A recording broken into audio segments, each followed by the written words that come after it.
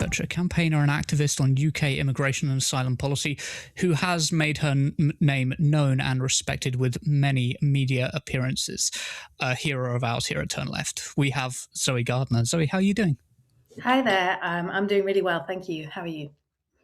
Yeah, I'm good. I am good. I did actually have a question about it. I found a way to plug you, like subtly. So your Twitter handle, which people should go and follow, is Zoe Jardiniere, right? That's it. Why is that? Is it just like a stylized version of your name? So, a gardener in French is jardinier or jardinière if it's a girl. So that's where it comes from. It's a dumb school thing, and I guess it sort of hints that I'm not only interested in this normal island we live in. Nice reference. I like that. That was quick. That was quick to reference back to the show name. It's clever.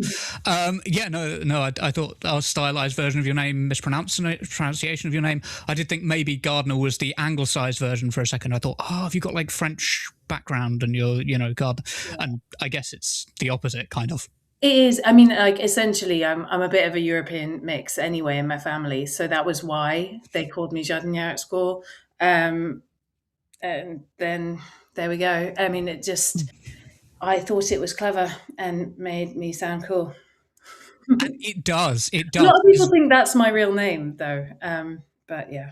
Yeah, I was convinced. If you'd have told me, oh yeah, it's really Jardiniere, like I just these English people, they just can't pronounce it properly. So I would have fully believed it. I would have fully been like, oh yeah, she's French. Yeah, that would have been my story.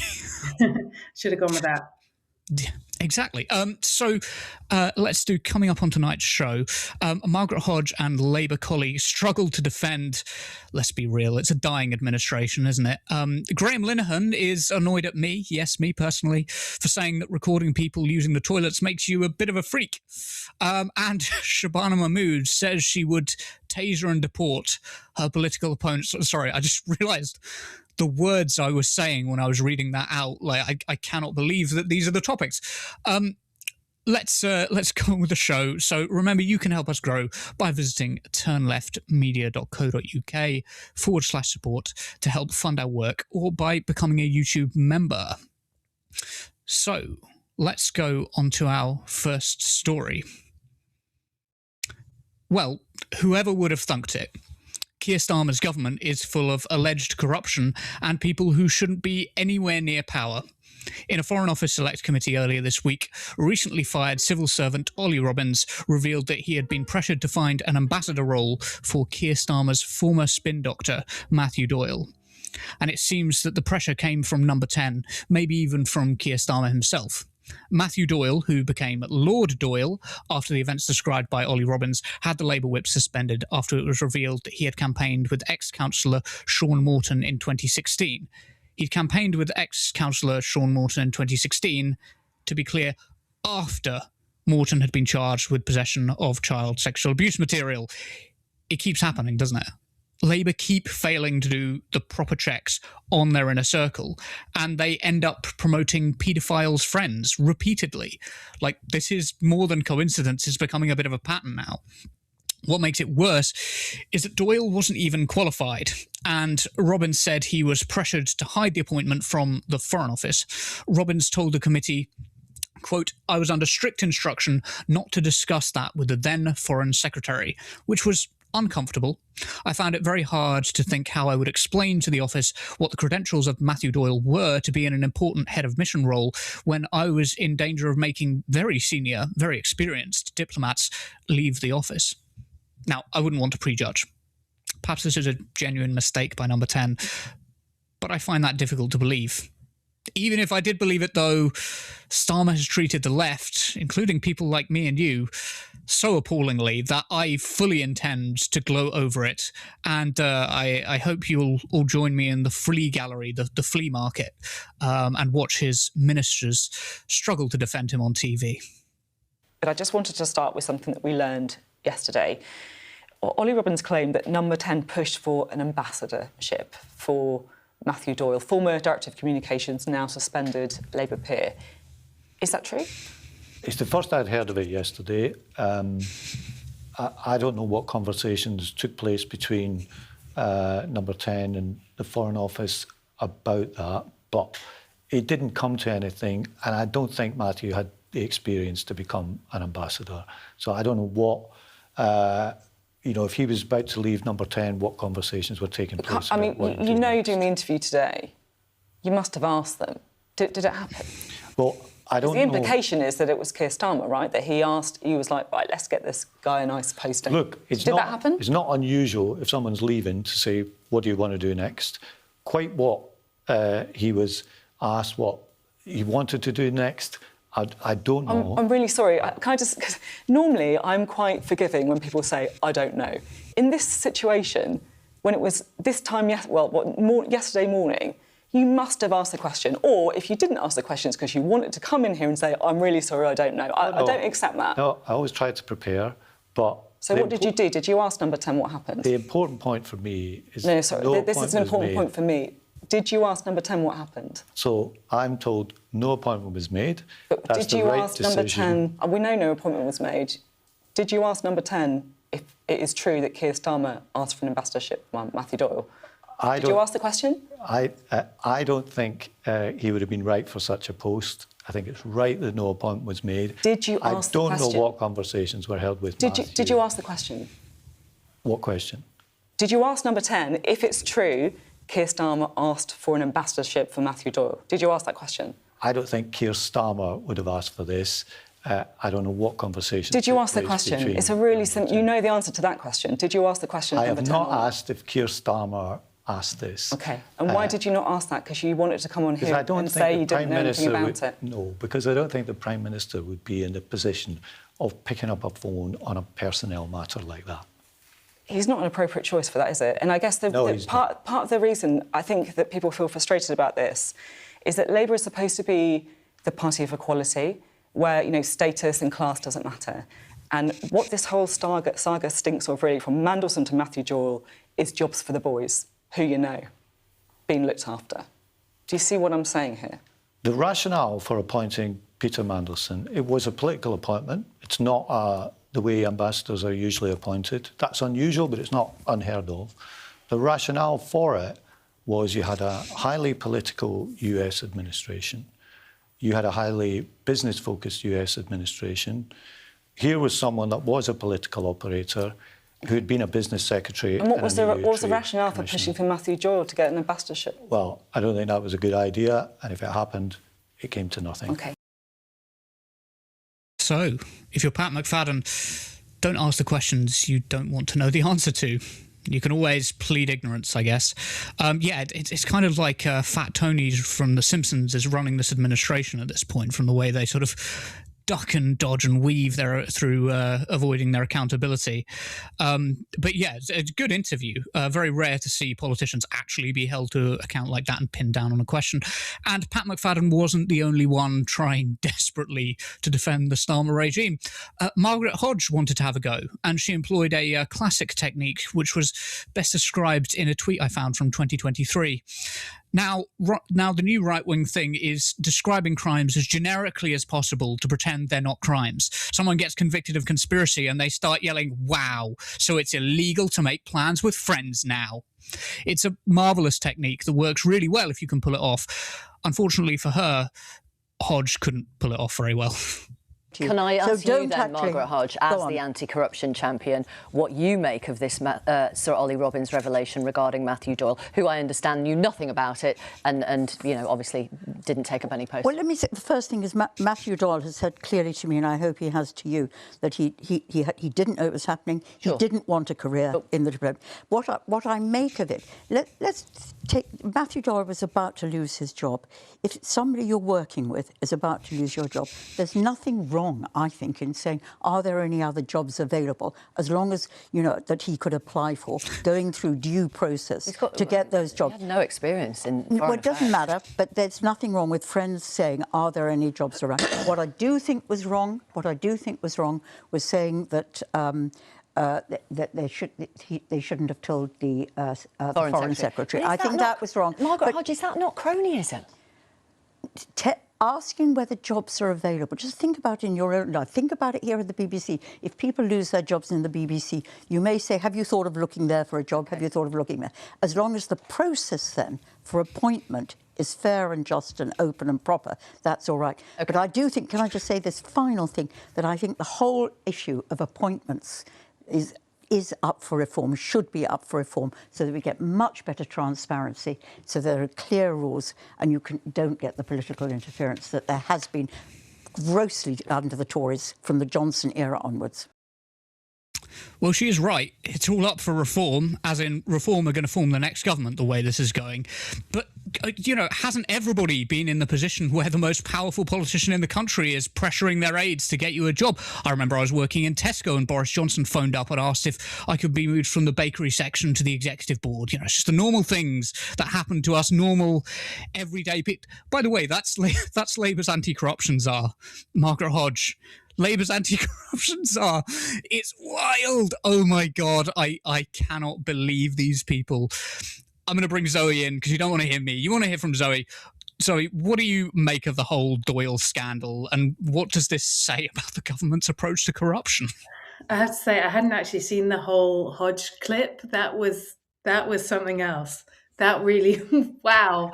That was incredible. Yeah, how can she possibly defend it and then go right over and just say, oh, yes, but actually the system does need reform, but it's also fine.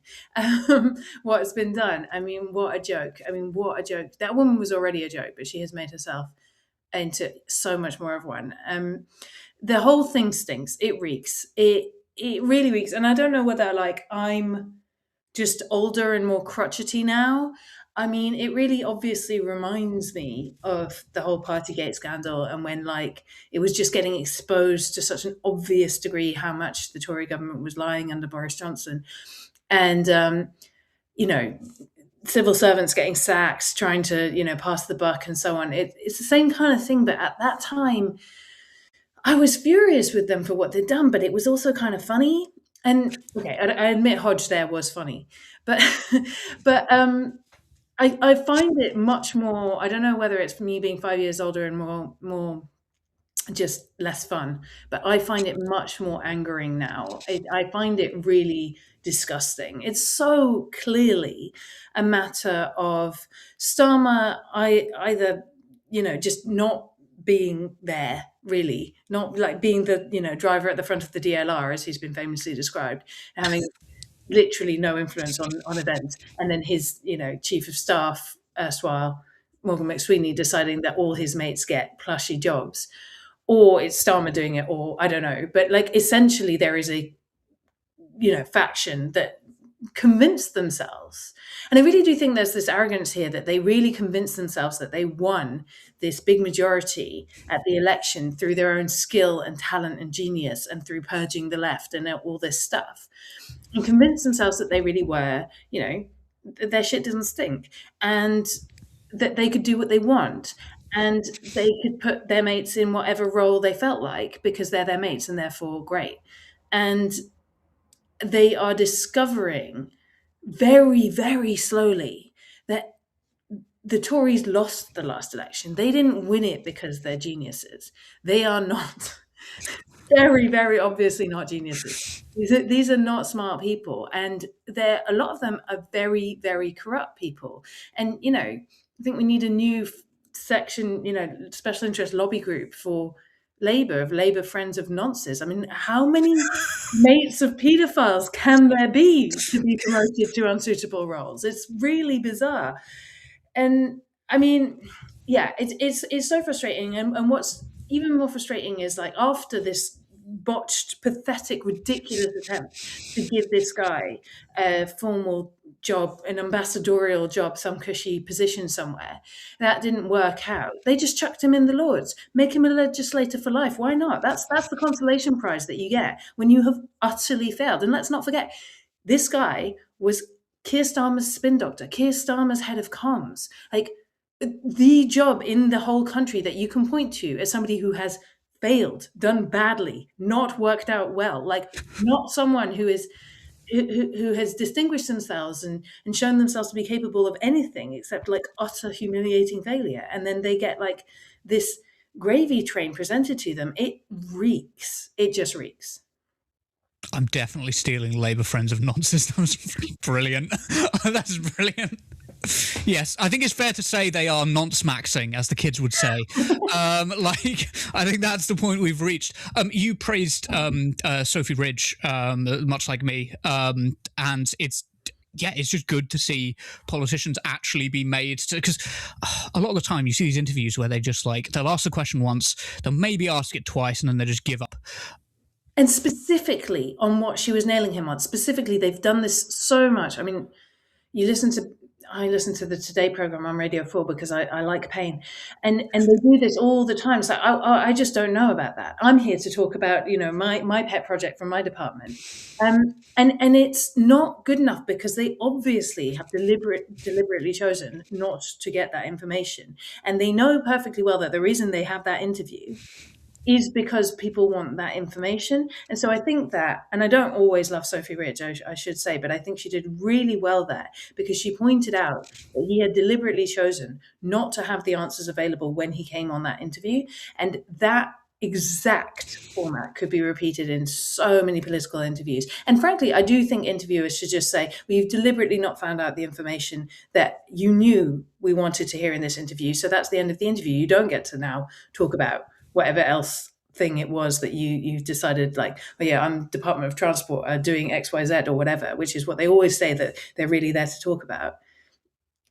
Just say no, say no. Obviously the public want to know the answer to this question. You've come on deliberately unprepared to answer that question. So no more interview. Yeah, I love that because it flips the dynamic of access journalism, right? It makes it so that the politician is asking for access as much as the journalist is asking for access. And I guess that's kind of how we stop right-wingers doing that vague posting thing where they're like, so it's illegal to have friends and plan with them now, is it? And it's just can't think of the word, obfuscate their crimes. God, I shouldn't have tried to say obfuscate. That was a bad idea. That was quite a bold move. I respect the choice, but yeah, it's clearly an error on my part. Okay, cool. We are let's go on to our next one, unless you wanted to add anything else on the end there. Sorry, I didn't. Nope. Cool. Brilliant. Excellent. I should be flipped back on. Oh, sorry to Callum, who's producing. That was my fault. Okay, cool. Let's go on to our next story.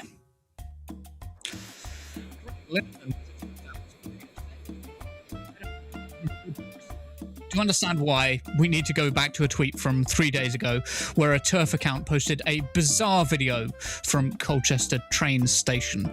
Now, I want you to take account of the fact that the person behind the camera is wildly speculating about a trans woman in the toilet, saying that they're probably masturbating, or I think they say probably having a wank, and she's trying to, the woman behind the camera is trying to persuade staff to harass them out of the loo when they were very clearly just using the toilet. Do we not have the video? Ooh, okay. Let's see if there's a way to do this. Yeah, the music's cool. Why don't we have the video? Oh no. Okay. Bit difficult to react to a video we haven't got. Bear with us a second. Okay, let's see. What's going on with...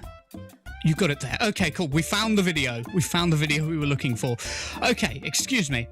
So let's take a look. Stuff as a lady. There's a bloke in there. It doesn't matter then if he's as a lady. Well, it does because we have single-sex toilets for a reason, to protect our safety, our dignity. We fought for female-only spaces. We're not letting blokes in. So I'm hoping the staff here are going to do something about this. He's hiding in there now. He's probably having a wank. Oh, that's what they do. They get a thrill out of violating women-only spaces. Can you go in there? I can't go in now. Why? Because I can't get people out of the public toilet. He doesn't belong in that toilet.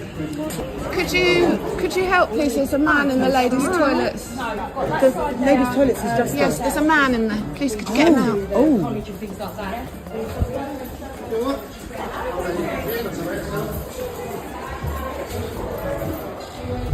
So there's a man in these toilets. He's locked himself in this cubicle here. This one here? Yeah, he doesn't have any right to be in the female-only toilets.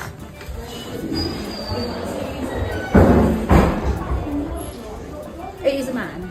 Is it? Is he still in there? He hasn't come out. He's got to use the ladies' toilet, that's what he wants to use. It's a tricky situation. He's a man. It's not a tricky situation, it's the law. If he identifies as a lady... No, gender identity doesn't trump biological sex, I'm afraid. It doesn't, it's the law. Look at the Supreme Court ruling. No, thanks for if someone wants to use that toilet and they're saying that they're a lady, they're a lady. No, they're not. They're a biological man. What about us females? No one asked us if we want to allow men in our toilets, and we don't. I can't prove that that's a man or woman. Well, we can tell because we've got eyes. We can see that's a man. I can't see it's a man, I don't know it's a man. If it's identifying as a woman... It's a biological man. We have eyes, we have ears. How do you know? Because I've got eyes, mate. Oh, that's what you feel. And ears. Can you stop filming them? No, I won't. Stuff as a lady. There's a bloke in there. No, I won't, which was an interesting phrase to use at the end there. I can still hear that music. Is that all right if you all right to pause that? There we go. Cool. We're still playing around with the music. Might keep it, might not. But we wanted to sort of like have it at the beginning there, but I think I accidentally looped it. That was my fault. Apologies, not Callum's fault at all. So yeah, well done to the staff there, including the man at the end who could clearly see who was causing the actual problem there. The TERFs really are utter creeps, aren't they? At the end of the day, you're the one going into the loos with a camera trying to harass someone who's just using the loo. You have to feel sorry for that poor trans woman who was literally just using the loo, and she looked so nervous when she came out. That slimy old creep picking on her for how she looked should be utterly ashamed of herself. The woman behind the camera should be utterly ashamed of herself. Like, honestly, if you're filming people in loos, you need to just get a grip. And a lot of the TERFs are responding to me saying, oh, but it's the law. And it's like, that's not the point. It could be a fine. It could be against the law. At the end of the day, the person who's being creepy in that situation is the person going in and filming them in the toilet. They also objected a lot to the term cis being used, which just means not trans, and my frustration with them sort of boiled over. So I reposted this on X, on Twitter, and said, this is the reality of what TERFs look like in real life, obsessively chasing women into toilets and demanding that they evacuate, despite them literally just using the loo. No cis women were harmed. It's literally just TERFs' personal vendetta, and they're fucking freaks. And oh boy, the TERFs were not happy with me. They whined about how I was a men's rights activist, a predator, how I'm a misogynist. I must have sifted through like 100 replies of people telling me that the trans woman was a man, which completely misses the point, because even if you believe that, the person being the creep here was still the woman with the camera. The trans woman was like literally just using the loo, like everybody else in there. And just like white supremacists love creating big long lists of black and Asian criminals, the TERFs love to create these big long lists of transgender criminals that allow them to ignore the data, which overwhelmingly shows bathroom restrictions don't decrease sexual assault. A peer-reviewed study from the Journal of American Academy of Psychiatry and Law concluded, from a scientific and evidence-based perspective, there is no current evidence that granting transgender individuals access to gender-corresponding restrooms results in an increase in sexual offences. As ever, the danger to women comes from cis-het white men, people who look like me, not trans women. A big list of anecdotes isn't data. As Mehdi Hassan says, the plural of anecdote is not data. There are hundreds of people from every demographic that commit crimes, and it certainly isn't a reason to be running into a toilet with your camera on, trying to get footage of people using the loo. It's like, just be normal. You utter weirdos. And speaking of utter weirdos, it wasn't long before the most divorced man in Britain, Graham Linehan, decided to get involved. He tweeted me and wrote, "Another man invested in making society less safe for women and girls." To which I then replied, "Lol. Hi, Graham. Transphobia really did eat your whole life and career, didn't it? Well deserved." And for those listening on the podcast, I attached an edited image of Matt Walsh's documentary, What is a Woman? The documentary that Matt Walsh released. But I edited, or rather somebody edited, Graham Linehan's face on it and changed the title to Where is My Wife? So Linehan's wife famously left him after with his kids, by the way, after transphobia consumed his entire life. And it's all he ever talks about now. That is his life. Doing this to people is his life. I was shocked when he got like 40 likes, which for a person of his like fame, writer of Father Ted, it's like even the most ardent TERF, like I think, is looking at Graham Linehan now and going, okay, that's a bit obsessive. It's a bit creepy now. To respond to his point, though, I'm all for the safety of women and girls, but excluding trans women just doesn't do that. Because, like, let's say hypothetically that Graham gets everything he wants and trans women are banned from women's toilets to stop the hypothetical predatory men who are keen to dress up as women despite all the stigma they'd face for that and all the problems that they would encounter. Well, for one, there's no magic penis barrier on the door. You can still just walk right in, right? But now any predator who looks like a cishet man just has to go, well, I look like a man, but I'm a trans man. I have to use this toilet because I was born female. Then what are you going to do? You're going to start doing genital inspections? You're going to start policing it based on how people look and how well they perform womanhood. Doesn't actually solve the problem of safety that you claim to be so concerned about. Like, you can throw anyone out of a public space for being creepy, whether they're a trans person or a cis person. Right? If another woman in that bathroom, a cis woman, is being creepy, then you can throw them out. That is perfectly legitimate. But you police it on behavior. You can't police these things on identity. It just doesn't work like that. Zoe, what did you make of that video, first of all? I mean, it's so infuriating to watch that. I mean, it makes me so sad. That poor woman who was just going about her business, literally, and just, I mean, she must have felt so awful. And it really, genuinely, I see that kind of thing, and I'm not actually, my bark is worse than my bite, generally speaking. I'm not confrontational, but I wish I was there. I really do, because if someone was filming outside of the women's toilets in a public space like that, or bringing their camera inside like they did at one point, I would kick off. And I know that that's the kind of situation where I really would kick off. And I would, and it upsets me. And I know that it's so easy to do, and people just don't want to be embarrassed and don't know what's going on and so on. But nobody, none of the other women using the bathroom said, "What the hell are you filming for, you freak? Leave us alone. No one's doing us any harm except you." And I really, really wish someone had stood up to her. It's just, these people deserve to be shamed out of, feeling like they can do this. It's so unacceptable, so disgusting, so humiliating. Exactly as you say, it doesn't work on its own terms. You cannot tell just always what gender someone was assigned at birth just by looking at them. And it frankly doesn't matter. Jesus, sometimes when there's a massive queue for the ladies and there's no queue at all for the men's toilets, because there should be more female cubicles than, this is one of my bugbears, right? It drives me absolutely insane that I have to wait for like an hour in a queue when men can just go and pee quickly at like events and stuff. I'll just go into the men's, and like, I try to go in a way that's like, there's not too many people or whatever, and I'm not going to bother anyone. But I just go in, and if anyone says anything to me, it's only happened once, I just say, "Do you want me to show you my dick or what?" Like, But like this is normal, or like sometimes there's no changing facilities in the men's toilets and men are out with their children. What are they supposed to do?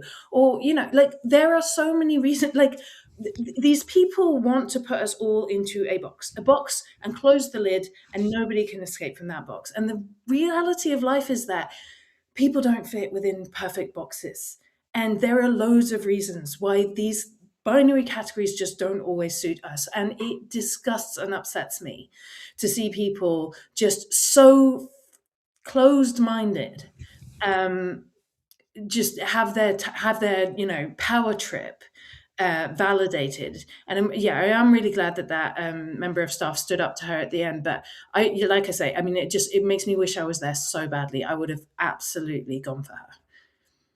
Yeah, I felt awful seeing her come out of the loo, the trans person come out of the loo. And to be fair, that might not have been a trans person. Could have been a masculine woman. Like, I just don't know.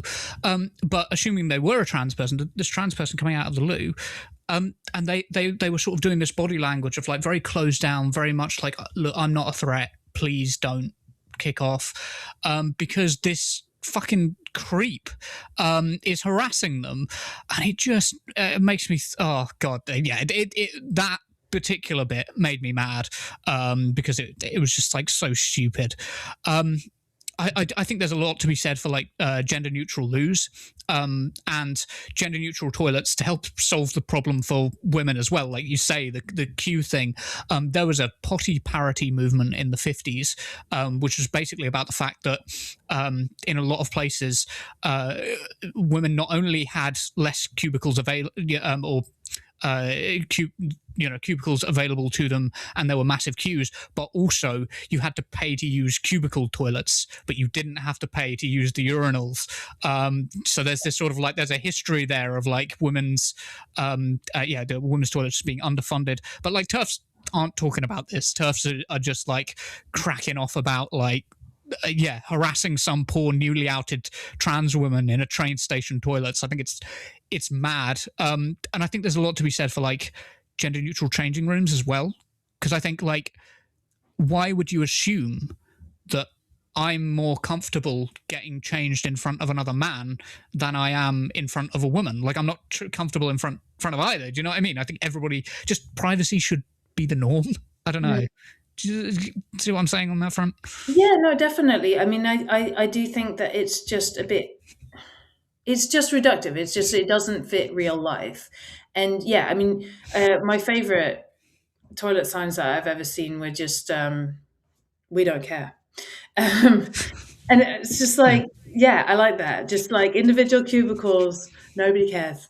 And I really think that the sort of like this filming element of it, it's one of these things that's become so normal in our society that people think that they can just film people and put that online.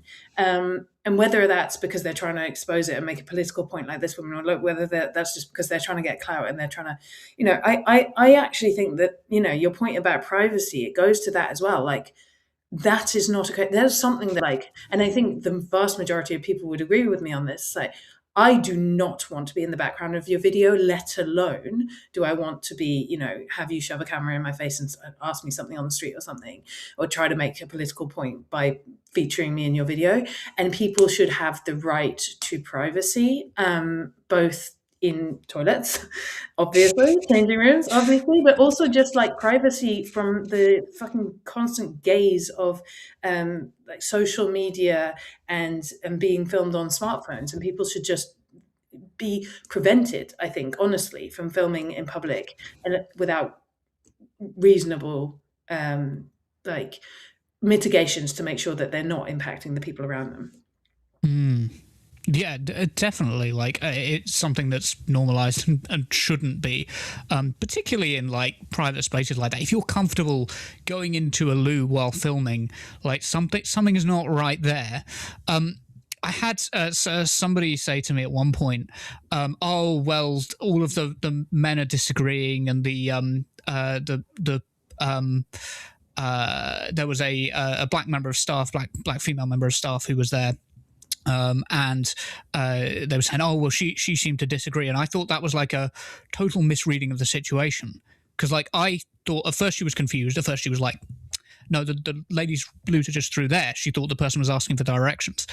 And then she sort of like went to investigate thinking, oh, they're complaining because somebody's being weird in the toilets, not somebody's just using the loo. It's not just quote unquote a man, a trans woman using the loo. And then they went, they investigated, and they realized, oh shit, the person who's like the dangerous one here is the one with the camera. I cannot turn this around myself. And then she talks to the guy at the end. And I think she deserves a bit of credit, because I think she spoke to him and was like, I think the person with the camera needs to be told to get lost. But she probably didn't feel like she could, and I'm just guessing here, she probably didn't feel like she could be the one to do it because of the way that she would be misrepresented in a way that men just simply aren't. And particularly black women would be misrepresented if they were to stand up for a progressive cause and something as that shouldn't be as radical as trans rights, but, often is. I did want to ask as well, I think there's a valid comparison here with like grooming gangs and the way that immigrants are demonized as well. Do you see that parallel a lot in your sort of research and sort of like looking at the way that trans people are represented? Yeah, I mean, it made me think of,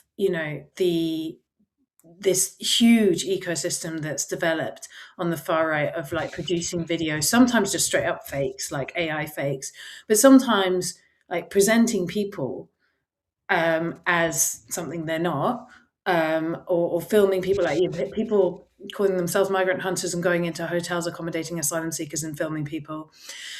People just filming, like there was that horrendous story, I don't know if you heard it, a few months ago. Oh my gosh, it was a black granddad whose kid looked significantly less black than him, and he was playing with his kid, and then he got filmed, and then they got harassed out of their home. Yes. I mean, just, the level of degeneracy, that this ability to film people in public and put up like misleading often stuff online. And also like, that woman who was shouting outside the toilet, she's saying, there's a man in there, there's a man, there isn't, there's a trans woman in there. But like, if you just hear there's a man in there, then you might initially think, oh, okay, exactly as you say, there's someone in there who really shouldn't be, who's causing trouble, who's gone in there for a purpose. Like, so it's this misrepresenting of it that's so easy to do. And so easy to see a video of somebody shouting, there's a man in the ladies' toilet, and then making it sound like something bad is happening when nothing bad is happening.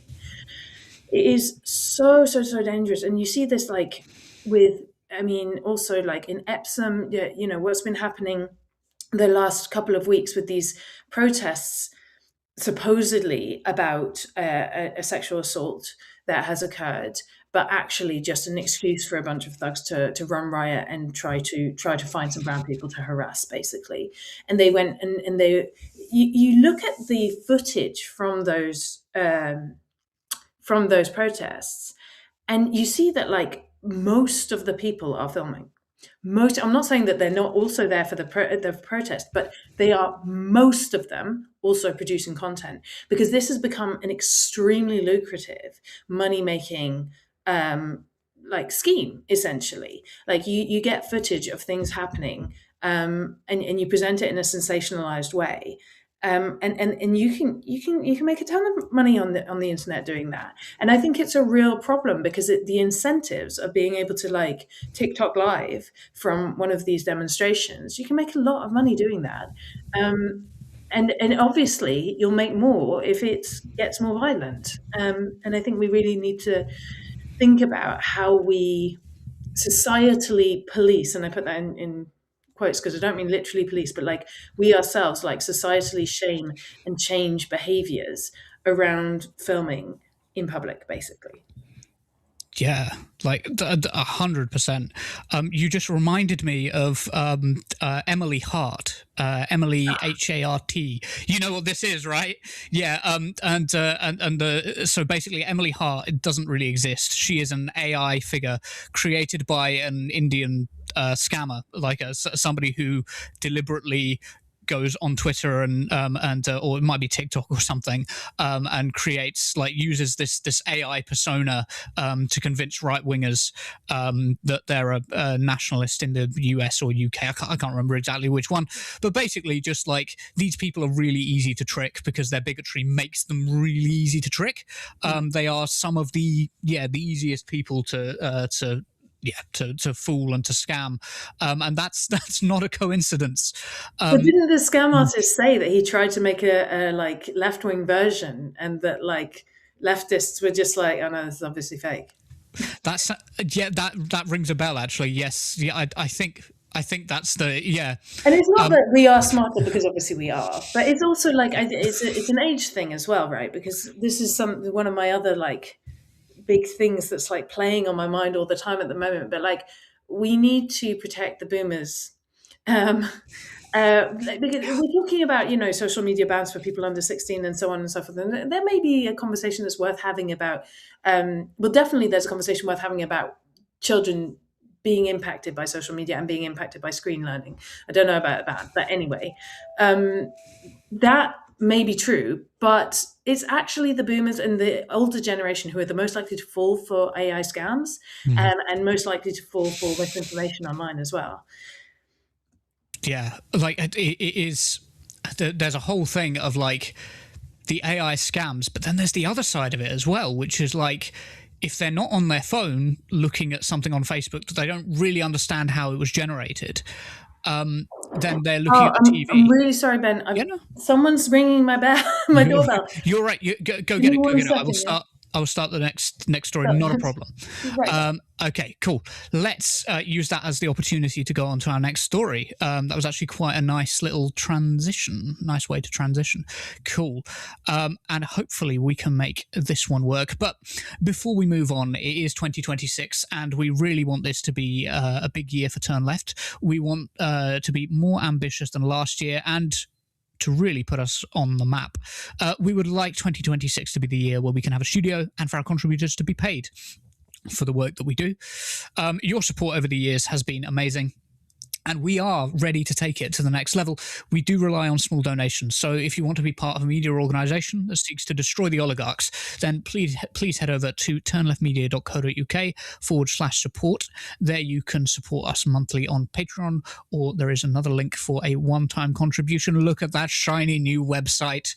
Oh yes, that's what we're talking about. You can also become a YouTube member for just 99p. Thank you. So, let's go on to our final story. So,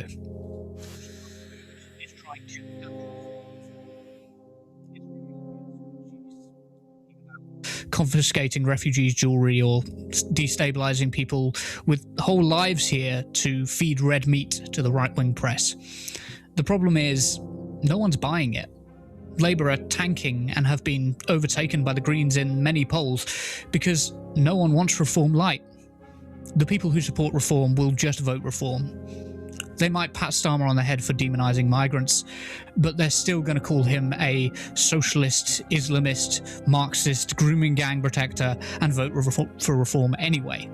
And it's amazing to me that Starmer and Mahmood have not learned this lesson. If you point this out to Mahmood, though, she'll call you a white liberal and declare that you're being racist. And that's exactly what happened when Mahmood was heckled on Matt Ford's Political Party podcast. According to The Telegraph, she said claims she was simply trying to copy the policies of Reform UK or the Conservatives is just a way of delegitimising the point of view that I bring to the table. But it's also a way of delegitimising the perfectly valid, legitimate views of millions of people in this country, including ethnic minorities in this country. And it's not acceptable, right? And also, you're trying to put me in a box which includes a lot of people who think I don't even belong in my own country. That's why I said this individual can just fuck off talking about the individual heckling her, because I knew I belong in my own country. You're not going to be able to do that to me. I've been saying for some time, Shabana Mahmood can just fuck right off too. Personally, she can fuck right off with this pretense that she's being singled out. I many others, have been saying the same thing about Keir Starmer and everybody in his government for years now. We've said the same thing about the whole government for years. Shabana Mahmood is being highlighted because her policies are vile and counterproductive, not because she's a Muslim or because she isn't white, right? That's not what's going on here. But my question is also, who is this for, Shabana? The people who respect refugees' rights aren't going to take kindly to this impotent attempt to imply that supporting refugees is racist, and the people who don't like it who don't like refugees' rights are unlikely to appreciate someone who uses identity politics to shield themselves from criticism. And it's not just her positions on migration, it's also the unlawful ban on Palestine action, which has led to the arrest of 2,700 people on terrorism charges. I know people who currently have terrorism charges waiting for them based on a law that has been declared unlawful by the Supreme Court. And they're still arresting people for it. It is wild how this government is acting. But that wasn't the only thing that Shabana Mahmood said in that same podcast that made people think that Vlad the Impaler would be taken back by some of her opinions. Now, according to The National, Shabana Mahmood has been accused of showing a sickening indifference to human life after she joked about tasering and deporting her political rivals. The Home Secretary reportedly made the jibe during a recording of Matt Ford's podcast when she was asked who out of Zach Polanski, Nigel Farage, Kemi Badenoch or Ed Davey she would taser or deport. According to Politico, Mahmood replied, all of the above. I think Aaron Bastani said this earlier on Twitter. If Zach or Farage had said this about their political opponents, it would genuinely be considered a threat of violence. It's the sort of joke that Donald Trump makes about his political opponents from a position of power, knowing that he actually has the power to carry out those threats. And deportation should never be a tool that the government jokes about using as a weapon. It's just like army commanders aren't allowed to joke about doing military coups. Like if an army commander went on a podcast and joked about doing a military coup, they would rightly be removed.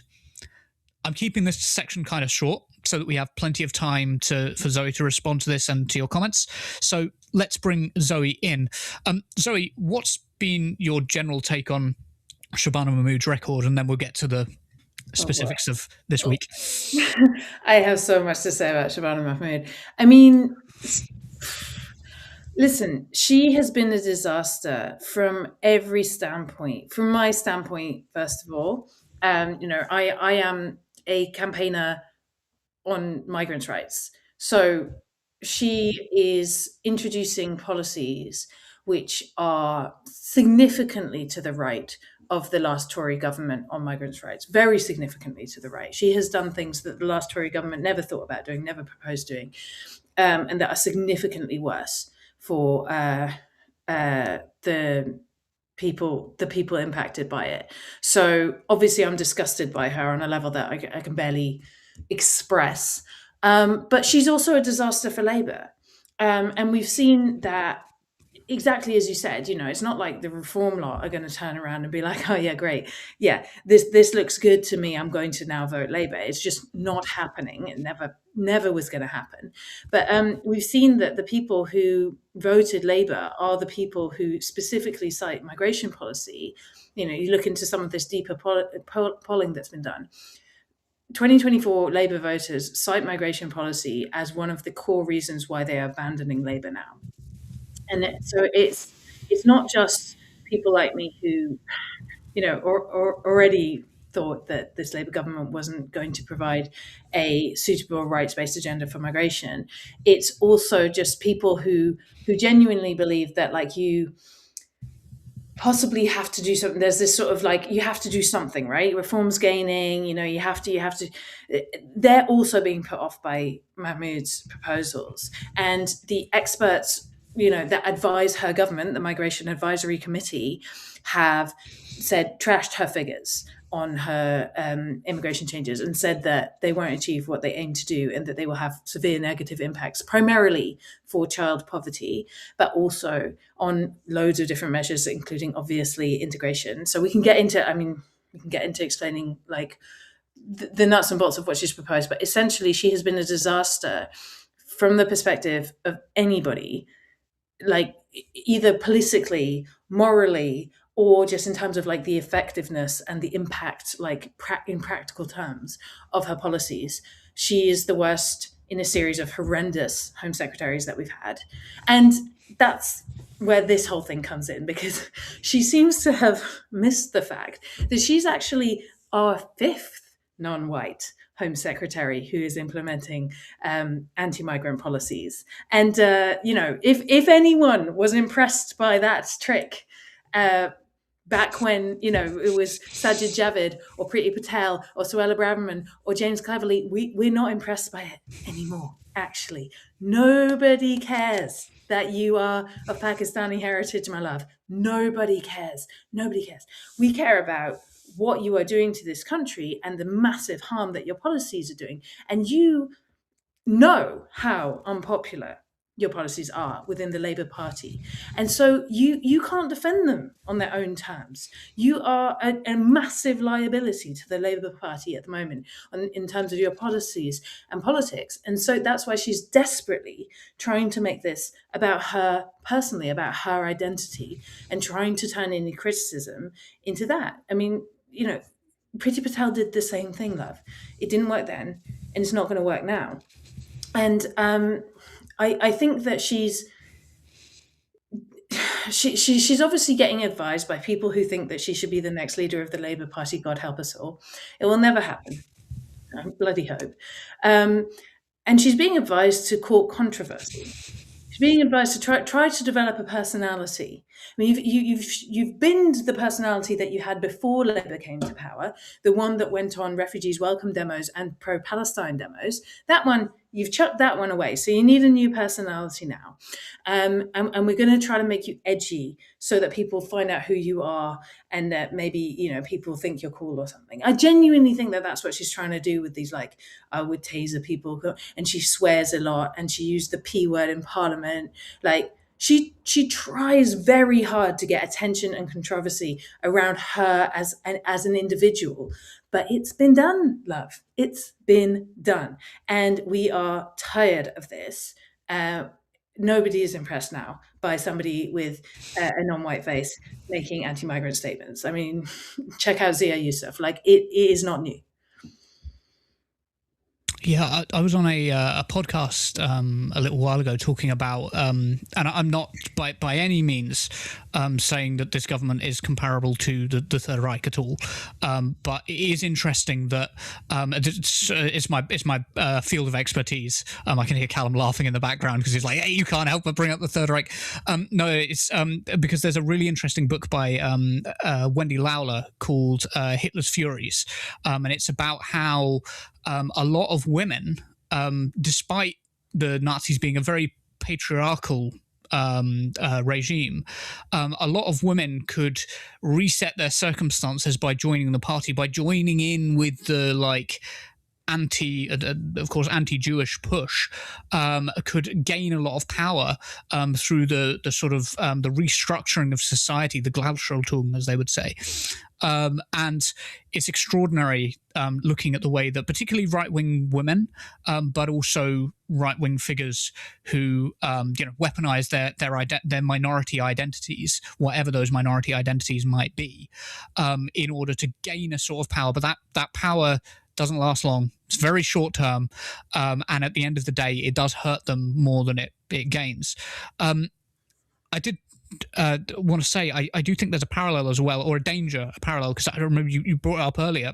Obviously, Labour are currently thinking that they're doubling down on all this because they're thinking, well, we won the last election by going to the right, so that must be the strategy, right? As you were saying earlier, they think they're geniuses when what actually happened is the collapse of the Conservatives. I do think there is some danger of that with the collapse of Trump. The Democrats who've basically done nothing, Chuck Schumer, Hakeem Jeffries, are going to win big in the midterms, and then have that same kind of swinging to the right or staying neutral and staying out of everything. That's the way we win power. And then they're at risk of even more calamitous problems electorally in the future. So feel free to comment on that. But I did want to ask about ILR and the changes to refugee status.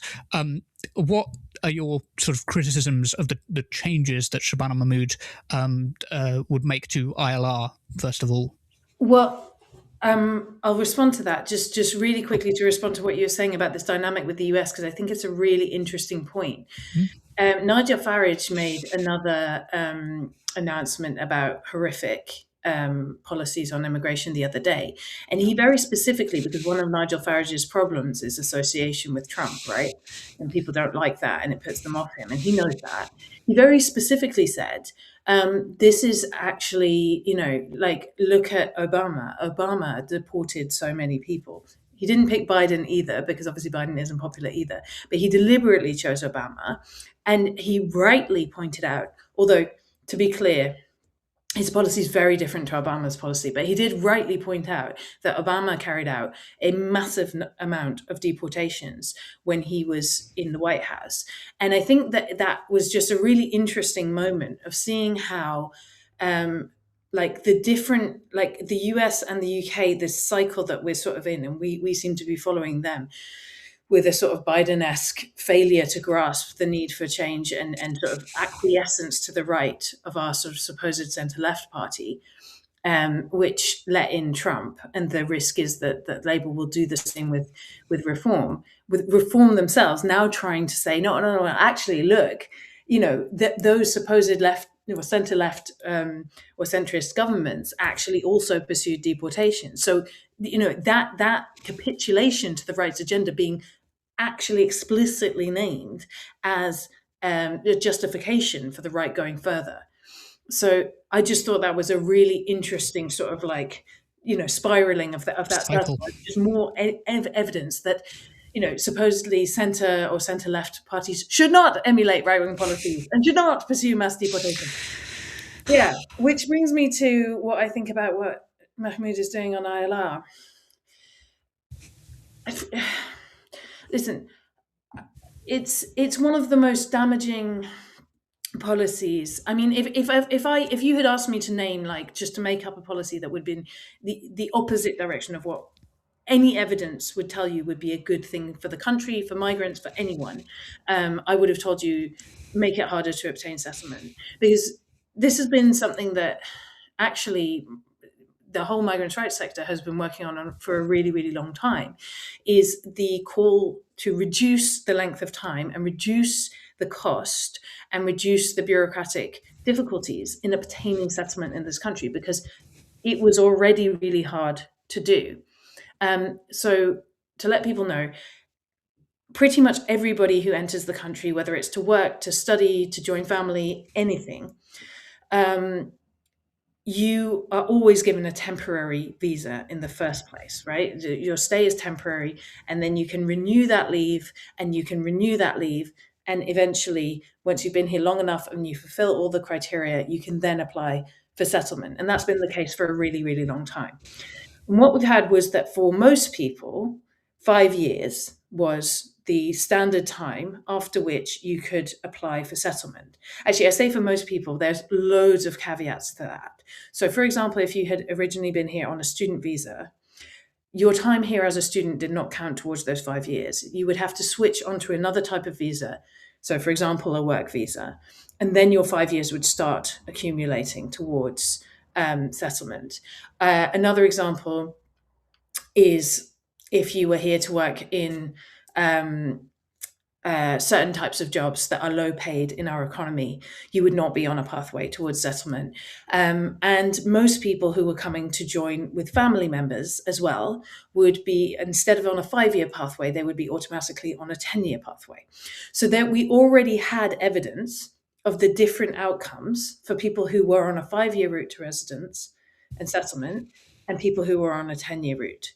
And so the migration sector already could see that people who were who had a longer time to wait before they could be settled in this country would have much, much worse outcomes, specifically in terms of poverty, in terms of debt, and in terms of child poverty.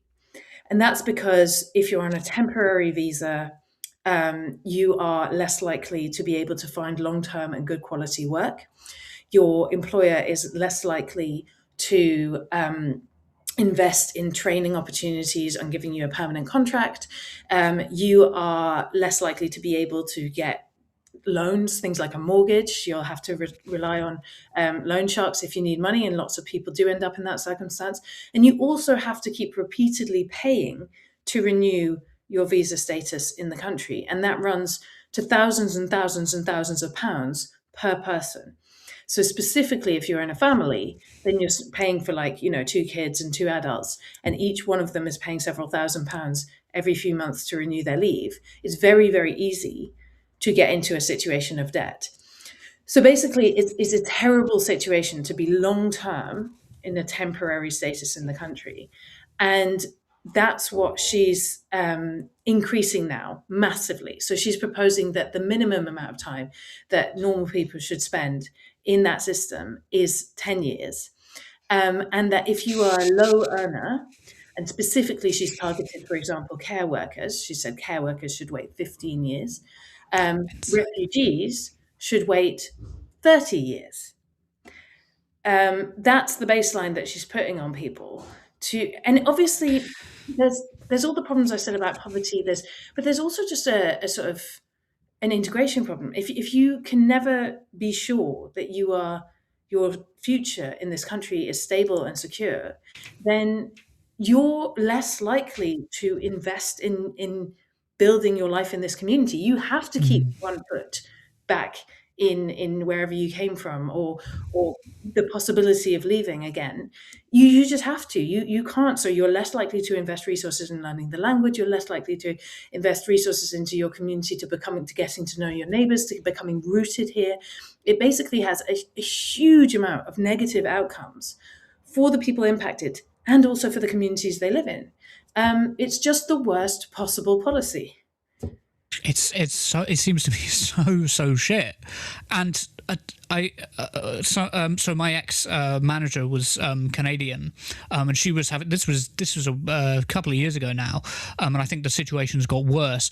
But she was complaining a lot about the visa charges, yes, but she was also complaining about the NHS surcharge. Are they having to pay that for all of the 5 or 10 years that they're? Because that's a few thousand each year, isn't it? Yeah, so it's just over, I'm not going to remember it right, it's 1,300 or something per person per year of your visa. So usually you'll renew your visa for 2.5 years at a time. Usually, there's caveats to that. So that's several £1,000s every time you're renewing your visa. And they call it the NHS surcharge. So the idea of that is that basically it's a payment for using the NHS, but you don't have to use the NHS to have to pay it, right? It's just an extra fee on your visa. And essentially, actually, statistically, migrants are younger and healthier than the British population and make significantly much less use of the NHS. So it's one of these areas where we talk about, the strain on public services. That's always the refrain. It's just one of these areas where actually migrants are paying for you to see your GP. Migrants are paying for you to go to hospital. And they're doing that in all sorts of ways. And they're doing it also by providing the care in so many circumstances. But these fees, that's on top of the visa fees. And that's on top of the cost also of very often, trying to get legal advice as well, because we don't provide legal aid representation for immigration cases outside of asylum. And this system is really complex. And if you make a mistake, they keep your fee. So if you submit your visa renewal application and you've messed up somewhere on the form, as happens to people, human beings, you lose the money that you spent, and you have to reapply and pay it all over again, if you want to maintain your right to stay here. And so what happens? Well, obviously, people, if they're in difficult circumstances in their life, say, I don't know, one of their family members gets really ill, or they are going through some sort of crisis, or what happens is they fail to submit the form on time. One day late is too late. You're out. And so what happens is that people become undocumented. People, their lives are here. They got nowhere else to go. They stay here, but they haven't been able to renew that leave, whether it's because the cost was too high or because for some other reason they were unable to fulfill the criteria in the right time frame.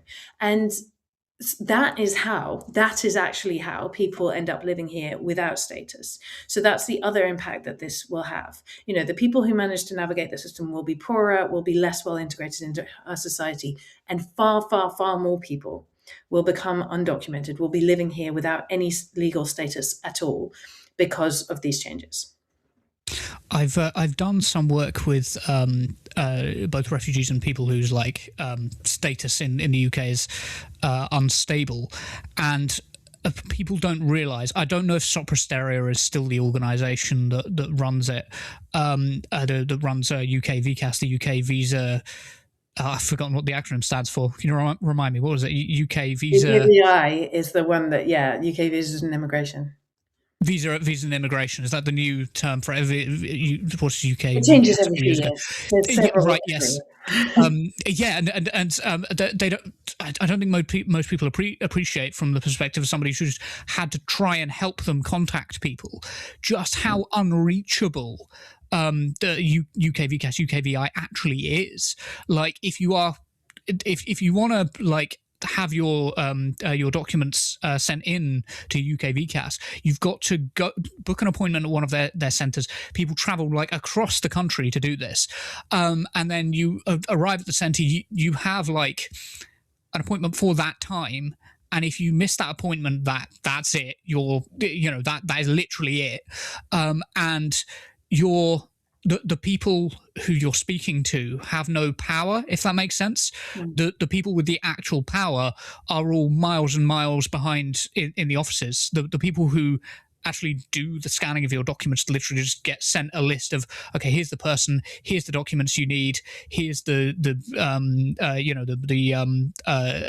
government data bank thing that you need access to, but it's a one-way thing. You can send stuff off, you can't view any documents, you can't rearrange appointments. That's not how it works. You get the slot and then that's it. And I don't think people appreciate how much of a fucking headache it is dealing with that system. Even if you are somebody with all the privileges in the world, it is an incredibly intrusive, difficult, bureaucratic, and expensive system. And anybody who falls below that standard is going to struggle. That's just guaranteed. And I think you'll have seen, there was recently this story on the BBC about these scammer lawyers who are supposedly, poaching people. I mean, they called it a shadow industry. It was complete nonsense. They have no evidence of that whatsoever. But there are definitely people who scam migrants who are basically, in these circumstances, they can't afford decent legal representation, or the criteria are too harsh and too confusing and too complicated. They're desperate to stay. They've been put into difficult circumstances by the immigration system. And, there are these sharks out there, and mostly they're not even qualified lawyers, right? They're not. So most qualified immigration lawyers would not do this. Some might, but most wouldn't. But basically, they just get passed on to people saying they're lawyers. And they say, no, you can make this kind of application. Sell them a pack of lies. I can forge you. I can pretend that you're gay. You can get asylum here. Yeah, then so can your wife. Yeah, sure. Yeah, absolute nonsense, right? No explanation of the actual difficulties and likely outcomes of how that system will work.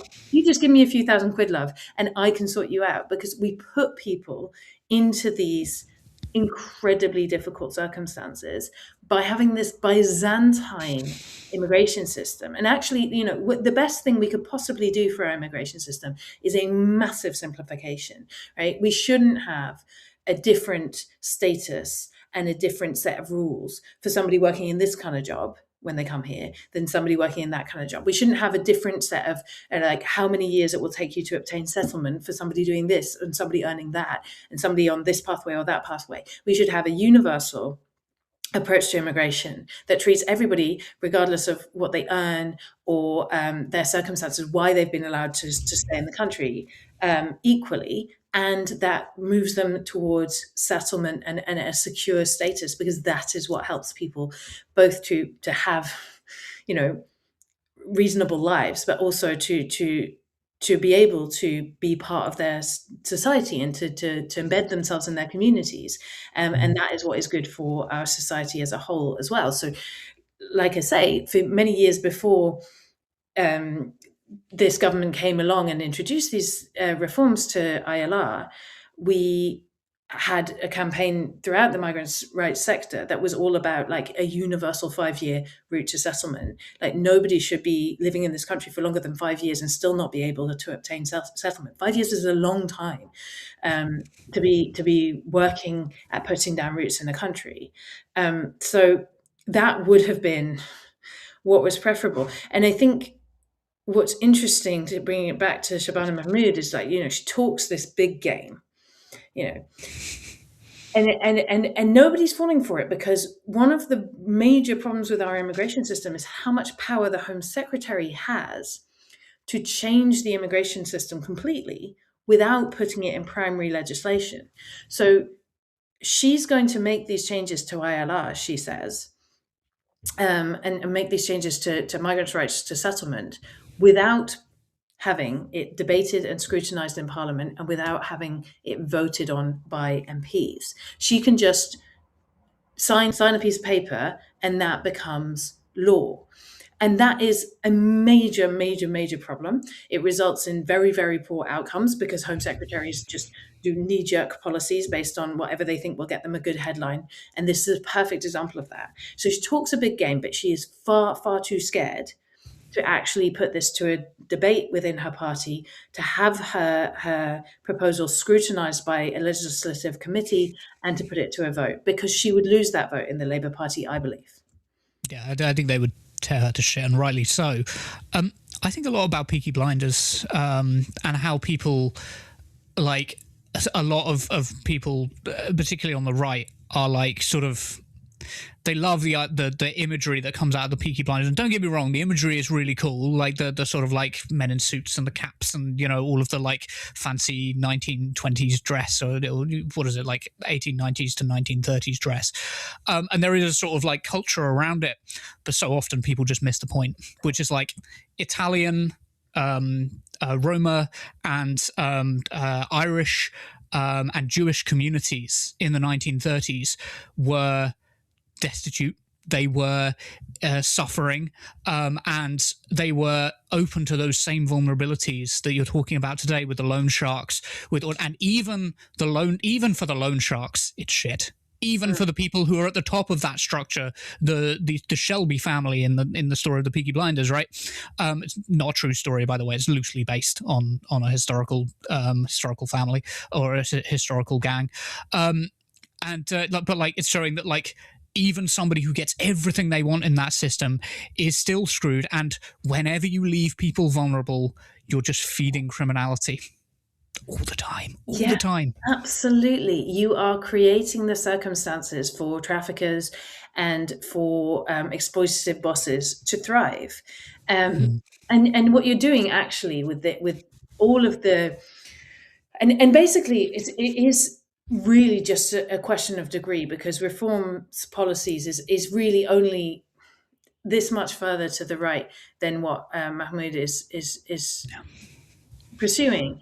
It's this kafala system, right? Is what they have in the Gulf states, which is an immigration system with like extremely high immigration, but no rights for immigrants, and specifically no rights to settlement, and your right to be in the UK, if you don't have the right to settlement, is dependent on your job, and that is the same under the kafala system. So what you do is you create the circumstances of total asymmetry of power between the employer and the employee, because the employee doesn't just face losing their job if they displease their boss, they face losing their right to live in the country. And so you create the perfect circumstances for abuse and exploitation. And this isn't like breaking news. I mean, yeah, exactly as you say, like we know it since what happened back in the day. It is incredibly obvious. But for the party of Labour to be to be pursuing policies that are so, like, all evidence shows will create greater poverty for working families, will create greater exploitation in the workforce, and that will essentially, move towards a two-tier society where some workers are just hyper exploitable based on their immigration status. And you create an underclass, and you go towards the reform end of that, and you take away ILR and any chance of settlement completely, and you create a permanent underclass in society who can be abused in this way. So I often get accused from sort of the left when I promote migrants' rights about, like people who've been taken in by the lump of labor fallacy, the idea that like there's only so many jobs to go around, and so if you bring in more migrants, then there won't be as many jobs. That's false. Yeah, but it's also really important to recognize that changing access to settlement does not change the number of migrants in the country. It does not change the need for migrant labor in the country, which we just objectively do have. And therefore, the migrants are still coming. They are just in a more precarious situation and more easily exploited, especially in the workplace. That is the difference. And that was what happened with Brexit as well. Brexit is a perfect example of this happening. We were told Brexit was about reducing the number of immigrants. It wasn't. The number of immigrants, as we all really very well know, went up a lot. But all of those immigrants had less rights. And there have been huge problems with exploitation, especially in industries which previously were very much dominated by EU migrants who benefited from freedom of movement rights, which protected their rights at work, which protected their right to settlement, which protected all of these things. Those same people were replaced by workers who had fewer rights. And then we've seen massive exploitation in those industries. Yeah. That's what happens. It's like an inevitable circumstance of this system. We are going to have to go to the comments because Callum's been saying in my ear. Sorry, I can just talk about Jabal Mahmood all day. Yes, yeah, me too. It's me more than it is you, because every time I was like, I could round this off, I was like, no, we've got something else we could go on to here. So let's go to the comments because it's unfair to deprive the people in the comments of you as well. Let's go. It's Callum here. Well, to be fair, Michael did just say, I thought Cog did that story quick to get to the comments. Not complaining. This is super educational, and you know what? It really was super educational. So thank you both. It's great when we've got fantastic guests like yourself, Zoe, that we can just sort of that you can riff off of each other, and you know what you're talking about, which is great. So yeah, no. Let's have more of it during the comments. It's fine. But before we get to all of them, let's just start with the super chats. So, Steve gifted 20 Turn Left memberships. Thank you very much, Steve, for those. Thank you, Steve. And shout out to the 20 people that joined off the back of those as well. Michael gifted 1 Turn Left membership. Thanks, Michael. SWALX also gifted a Turn Left membership. Steve, you're on the ball tonight. Thank you, Steve. Steve gifted another 20 Turn Left memberships. Oh, blimey. They're £1 each, so that's £40. So thank you, Steve. Blimey. Yeah, we do appreciate it. And Jeremy Beadle fan is back today with a £5 super chat donation. And the comment, it's a solemn occasion to see there is no Beadle about tonight, but a great guest nonetheless. Of course, that's a reference to our wonderful friend Kevin. Right. Yep. Yeah. No, that makes sense. Yeah. I love that. Jeremy Beadle, Kevin. Yeah, makes sense. Andrew Luke gifted 1 Turn Left membership. Thank you for that. Oh, and Andrew gifted another Turn Left membership. Deus Ex Ollie gifted a Turn Left membership as well. Thank you for that.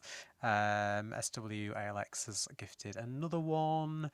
And Tifa Vegan Boy has gifted 5 Turn Left memberships. Thank you for those. And I think that's all the super chats for now. So thank you very much to everyone that's done that. We do always appreciate them. And I never know where to start with these, so I'll just start at the top and work the way down. So SWALX has said, Starmer doesn't know his lefts from his rights. Seemingly he treats everything as right these days. Just some brief thoughts on that, because I think it's a pattern that we've seen definitely since Starmer came into power, haven't we? Where everybody is right wing, and if you're left wing, we're going to treat you as if you're right wing, and we're going to ostracize you and kick you out of the party and treat you like shit. And but we're going to move to the right, and we're going to give you more right wing policies in order to try and win your votes, which also makes no sense. Thoughts on that one? Gonzo. I mean, the most galaxy brain take that you keep seeing around at the moment that's been definitely tried to be pushed by the Labour leadership is the idea that Reform and the Green Party are like basically the same. Yeah, yeah. It's just an incredible, like the idea that it's obviously like it's horseshoe theory, which is so popular and such bullshit. I mean, there are obviously people who espouse left-wing economic ideals and actually are regressive on social issues. Like those people exist, but it's not left and right is a line.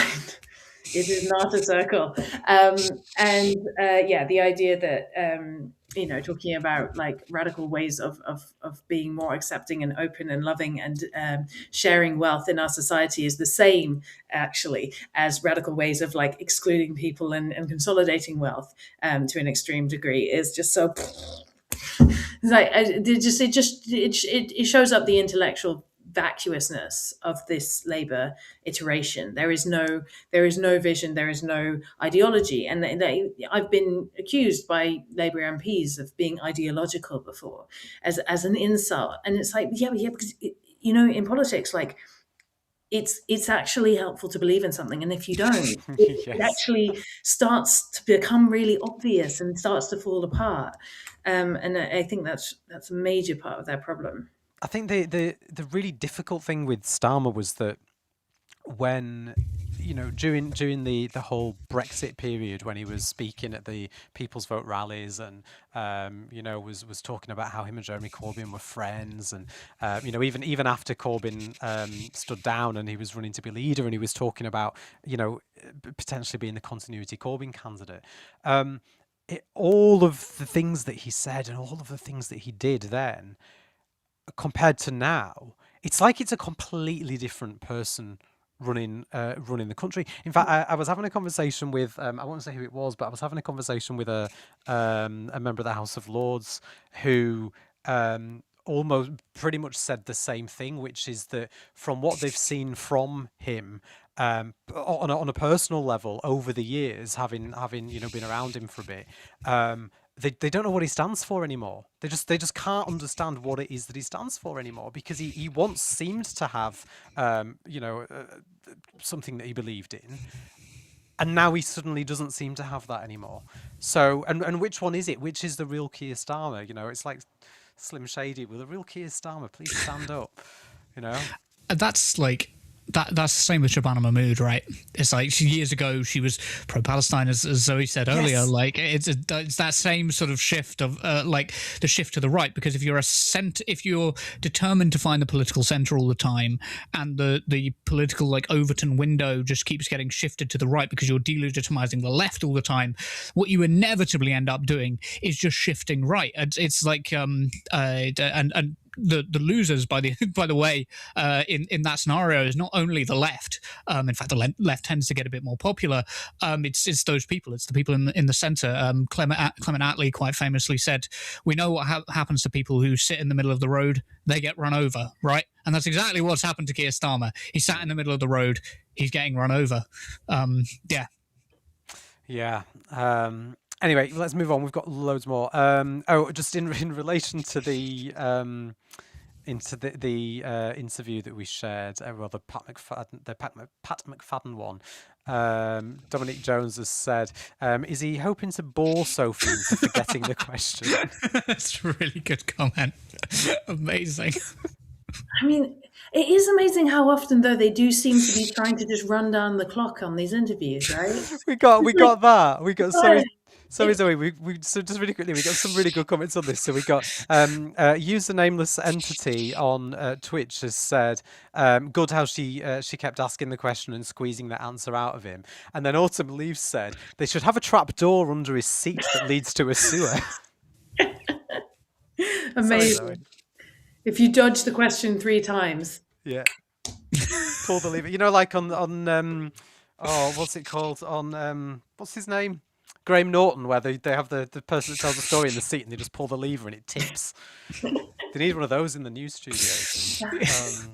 You know what? That would go down so well as well. Like, people would love this. Whichever news station just caves and decides they're going to make interviewing politicians actually like entertaining, and screw them over if they won't answer.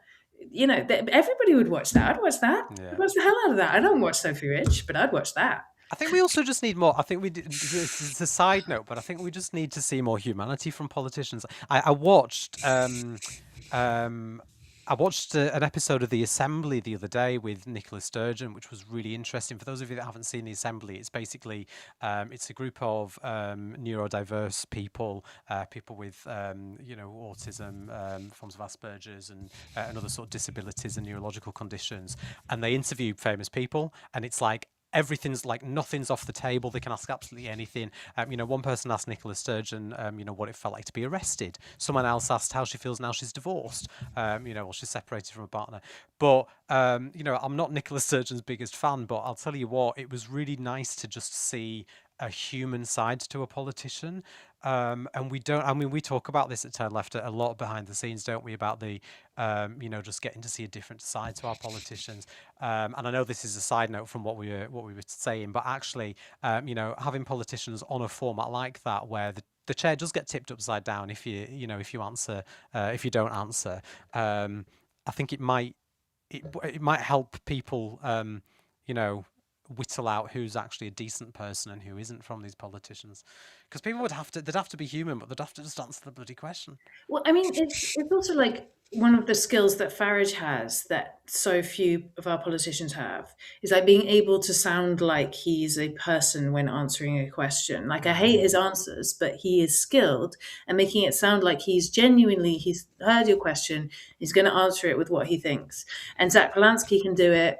And yeah, I think Sturgeon was capable of it, but like so many of our politicians now have been either media trained or something, out of any semblance of humanity. And I really just want more interviewers to be like, do you not understand how bad this sounds when you keep repeating the same like stock phrase answer and not answering the question? Like, people hate this. I really want them to be confronted with it. Yeah, there was a brilliant moment the other day where with the whole Mandelson thing, where a document was leaked that had all of the stock questions to be put to Mr. Speaker during the speech. So Starmer would come out and deliver the speech about Mandelson, and then it was all the lines. It was literally it was like, these are the top lines that you should run within the media interviews, and then it was suggested interventions, and it was about 2 pages of, Mr. Speaker, I believe this, and Mr. Speaker, this should be the real question. And somebody had retweeted it and just said something like, I wonder who will have the low self-esteem to still ask these questions in Parliament now that this list has been published. It's just utterly ridiculous. But they've just, they push these lines out, and I think they live in such a bubble. I don't think these politicians actually realise how ridiculous they do sound to like the average, but because they're so stuck in this political Westminster bubble of, oh well, I'm going to walk around the lines and not actually answer the question you've asked me. Well, sorry, what was the question that you asked me again? Did I ask? Well, I think it was a very silly decision. What you asked? Did I ask? And of course I do visit number 2. Yeah, but did you ask the fucking question? And then eventually he turned around. Well, no, I didn't ask the question. But however, and it's like, well, yeah, you should have asked the question, shouldn't you? And they do this, and I think this, I don't know when it started, but sorry, I'm on a rant now.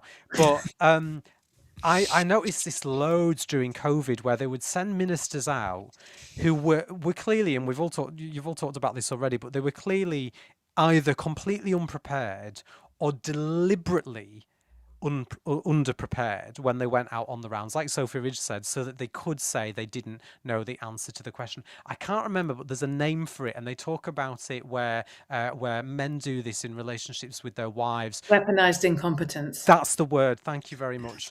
Where they deliberately make it look like they can't do something so that they don't get asked to do it again.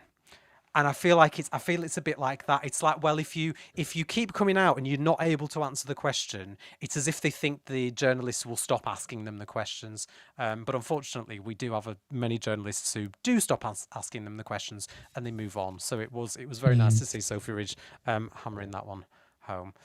I think that but the ultimate example of this was, for some reason, I watched the first ever Laura Greensberg show on Sunday, and on the first ever Laura Greensberg show was Liz Truss while she was still Prime Minister, and everything was going wrong, but she hadn't resigned yet.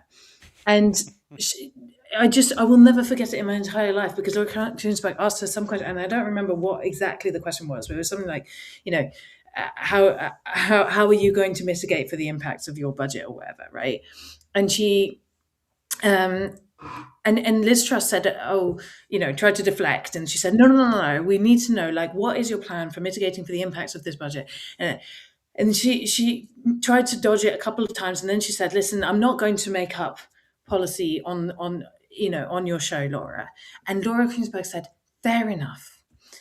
She pushed it twice, and then she said, fair enough. And it was just this moment where I just watched it and I was like, that's it. That's the problem. Because it is not fucking fair enough what is going on here. It is not fair enough that you won't answer the question. You're the fucking Prime Minister. You just crashed the economy, and fair enough won't cut it.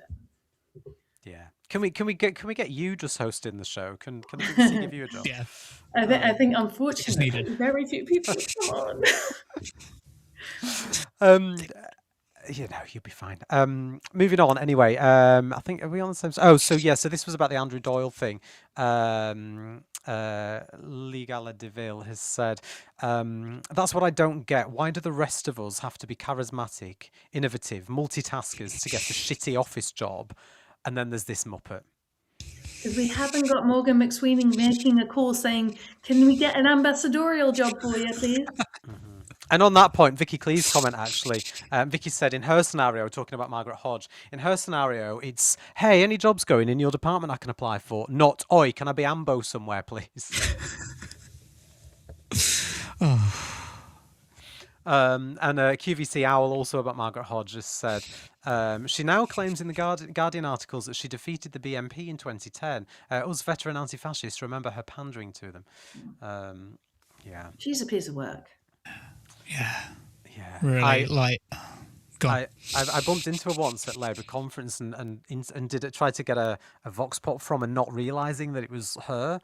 And yeah, it was really awkward, actually. I might dig it out and show it to people somewhere. Michael said, I love Ben, but could you imagine a Sarah and Zoe show? We'll get you back on with Sarah another time, Zoe. Yes. We need more Zoe Labour Friends of Nonsense. I just to be clear, I'm not in that category myself, yeah? That's a good point. From the way that comment was phrased. But yes. And this one made me laugh from Poodlefish Girl as well. Is Cal producing beats as well as the show? More or less. That's my fault. I'm playing around with the idea of adding a little bit of music under each story. It kind of worked for the last one. The first one, the music didn't work for some reason, and then the second one, the music kept playing. I think I must have accidentally pressed loop when I uploaded the music. Speaking of producing beats, Ben, HQ2 Productions has said this. Could you read it out, please? Maybe with a bit of rhythm and rhyme. Oh, okay. I don't know what Layla is, but Mclaine showing up to the game My Claim to Fame, that's COG, is also my name. And if you're not lame or utterly bereft, they're all the same. Consider supporting Turn Left. And I'm not sure what Layla is again. But yeah, I haven't had any references to Len McBain yet. I have somebody who's created a Len McBain profile instead of Ben Mclaine. It's strange around here. We actually don't know who it is. Yeah. Yeah, we actually don't know who it is. Thanks for reading that one out, Ben. That is going to be clipped up somewhere. Great. Just putting that one out there. So moving on to the second story then. What a fucking shit show of a story that was. Not how it was delivered, by the way, just the context of the story. No, I saw this video the other day. Why do these women think that it's okay to go around filming people in bathrooms? Like, I just don't understand. I really don't get it. Let me just have a look. So Jim Speaks said, excuse me, can I just stop you on your way to the pisser? Why are you pissing on my shoes? Like, that's what they like. Yeah. But seriously, for all these complaints about weirdos getting up to weird nonsense in the bathrooms, the only people I've ever seen posting videos online from inside of bathrooms is the people claiming to be angry about people doing that very same thing. Literally. What? And then if you say that, you're a man's rights activist, and hating all women. And on that point, Flowsnake said, in relation to the comment from Twatface, sorry, I can't remember his name, on Twitter. Graham Linehan? Graham Linehan, yeah, that's the one. Calling Hogg an MRA is an example of a common tactic in propaganda campaigns. Call someone something they're very obviously against, that's very obviously against their principles, like calling Palestine supporters racists. Yeah. I don't think there's much more to add to this story, but we've had a few comments on this one. So it's again, there's that comparison of if you support rights for immigrants, you're supporting grooming gangs. Like that's the other sort of thing, and that's probably something that well, actually, I know that's something that Zoe gets a lot because I've seen the replies to some of Zoe's tweets that are just basically like either abuse or lists of various migrant rapists that they think that they're doing the same thing as the TERFs. They think they're making a point by listing out a load of names of migrants who've committed crimes or trans people who've committed crimes. It's always the same shit. It's always the same. Yeah. Some interesting points on this though that people have made. So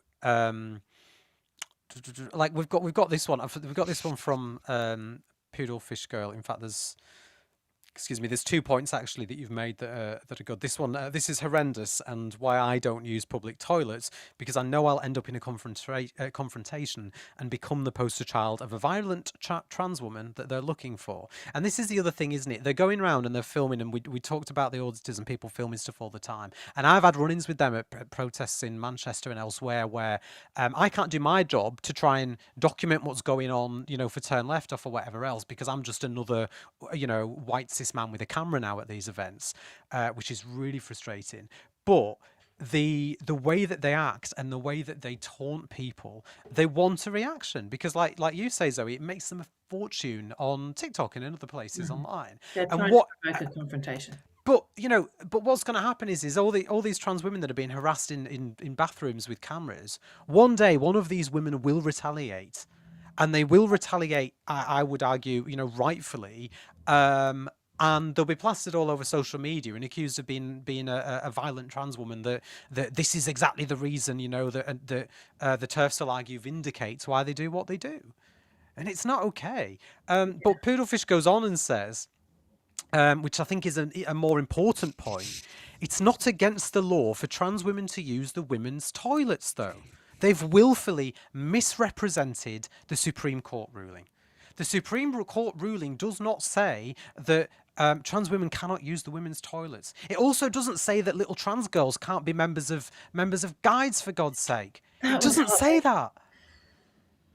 That's so sad. I mean, the law also says that it is legal to enter the country through whatever means necessary if you are seeking asylum from persecution. Like, they're not interested in the truth. They're not interested in the truth. And there's often a big overlap between those two groups.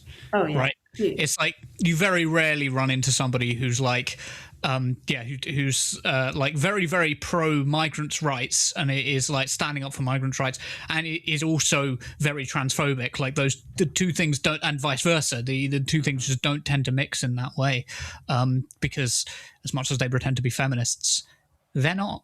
Yeah. They're just not. It's just about being able to recognize like who is oppressed in a situation, who needs solidarity, and they're not capable of doing that.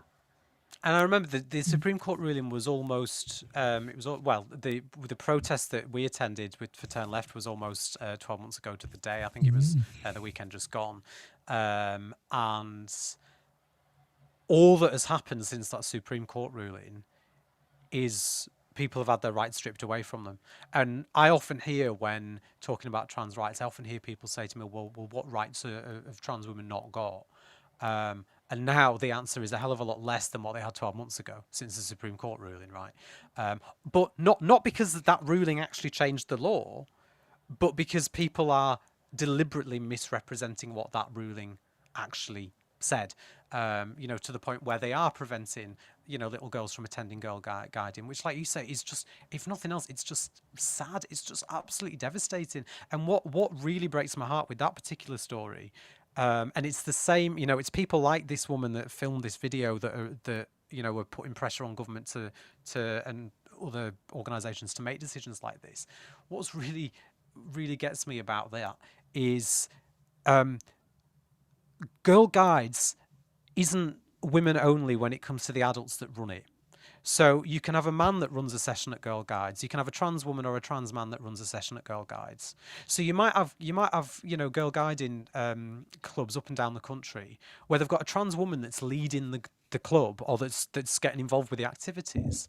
But the little girl who's also happens to be trans, who is a member, she's got to leave by September. She can't be there anymore.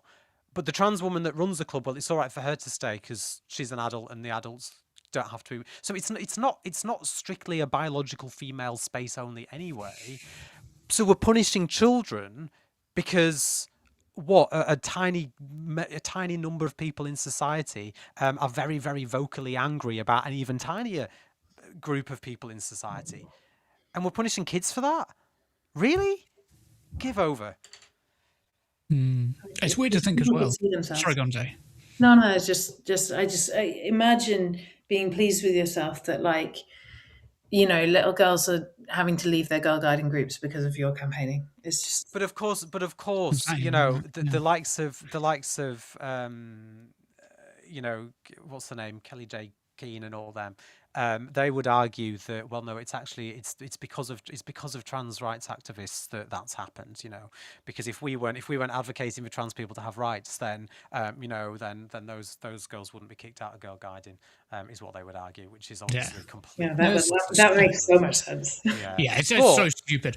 I was just going to say, Callum, it frustrates me as well, because when you think about the history of Girl Guides was created as a response to the Scouts movement, not allowing people to join, a minority to join on the basis of their biological sex because of the way that they were born, because of the sexual organs that they have. And now Girl Guides is doing the same thing to another minority group, another or rather the TERFs within Girl Guides. I should say there are plenty of Girl Guiding groups that disagree with this, and some of them have broken away and actually joined the Scout movement. Just quickly before we go, just on the point of policing this ridiculous toilet debacle. SWALX has said, I know cis women with PCOS who come across more masculine than some of my close trans friends, and even myself as a non-binary person. And again, we hear time and time again, don't we, of cis women being forced out of spaces by TERFs because they have been wrongly identified as a trans person. But of course, they can always tell. Vicky's also said, if I catch a TERF filming in the loos, I'm calling the cops on them for being perverts and letting them know that too. And I think that is probably the way to deal with it. Someone else has said the same thing. Leo's actually said, bro, if I see a TERF filming a trans woman in the woman's loos, you best believe I am walking into the toilet as a proud trans man, standing with her and see who they have more of a problem with being in that loo. Nice one. Yeah. Oh, and also this one, which I thought was very telling from Scottish Soul. I will always say I am 1,000 times more comfortable being naked in a room full of trans women than being fully clothed on a street with a cis man, because none of the people who have assaulted me were trans. Yeah. And there's more comments on this that we could look at, but I'm just aware of time. So just moving on to the final story. Hype Them has said, Mahmood can speak for own experience, but I just don't think she should expect her to take her comments as anything other than cynical when her own government fails people of colour, migrants, etc., etc. I mean, this is something that's come over from the Conservatives, isn't it? Of having, that we saw with Suella Braverman and Priti Patel, where we have them, they put a Home Secretary into position who isn't white, and then they introduce a load of racist policies, but we're not allowed to call them racist policies because if we do that, we get accused of racism towards the Home Secretary, even though what the Home Secretary is doing is racist.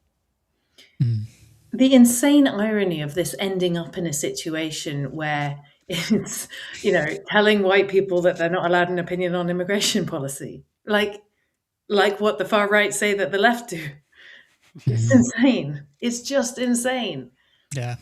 I've got to say, when I was writing the script for this show, I was sort of wary of the fact that we're three white people, and the way that might come across if I was to dismiss Shabana Mahmood's claims of the racism that she'd faced.